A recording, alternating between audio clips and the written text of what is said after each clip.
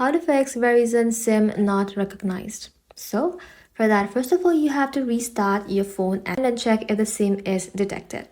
If it's still not working, you can turn off your phone and carefully remove the SIM card. Check the SIM card for any visible damage, dirt, or debris. If gold contacts are dirty, gently clean them using a clean, dry, lint-free cloth.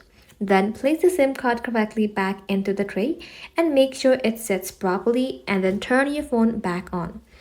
Next, you can turn on your airplane mode for about a few seconds and then turn it off again. This forces your phone to reconnect to cellular network.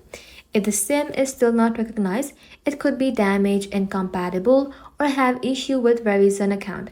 In that case, contact Verizon support to have SIM card and your line checked. Thank you for watching. If this video was helpful, consider subscribing to our channel and liking this video.